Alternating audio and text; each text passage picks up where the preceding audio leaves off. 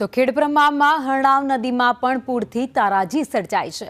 ખેડબ્રહ્મા ગામમાં જવાના પુલનો રસ્તો ધોવાઈ ગયો છે। 1 વર્ષ પહેલા જ આરસીસી રોડ બનાવવામાં આવ્યો હતો, પરંતુ ભારે વરસાદ વચ્ચે આખો રસ્તો છે એ ધોવાઈ ગયો છે।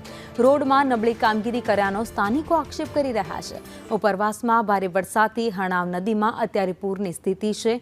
પાણી રસ્તા ઉપર ફરી વળ્યા છે, પરંતુ આ બધા જ વચ્ચે તંત્રની પણ પોલ ખુલતી દેખાઈ રહી છે। गत वर्षे रोड पर रोड बनावવામાં આવ્યો અને એ જ રોડ આજે બુરી હાલતમાં તૂટી ગયો। સામાન્ય નદીનું પાણી આવવાથી રોડ આજે તૂટી ગયો છે। એમાં કોન્ટ્રાક્ટરો અને કર્મચારીઓને મિલીભગતના કારણે રોડ તૂટ્યો છે। આના વિશે સરકારશ્રી પગલાં લે એવું મારું કહેવું છે।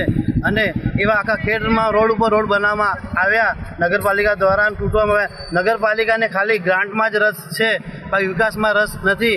રોડ ઉપર રોડ બનાવવામાં આવે છે। મારું સરકારશ્રીને કહેવું છે કે આના વિશે વિશેષ પગલાં લેવામાં આવે। આ રોડ જે કંઈ કોન્ટ્રાક્ટર અથવા જે કંઈ કર્મચારીઓ દ્વારા બનાવવામાં આવ્યો છે એના પર વિશેષ પગલાં લેવામાં આવે। અને નગરપાલિકા દ્વારા જ્યાં રોડ બનાવવામાં તૂટવામાં આવે ત્યાં તટસ્થ તપાસ કરી અને આના વિશે કાર્યવાહી કરવામાં આવે।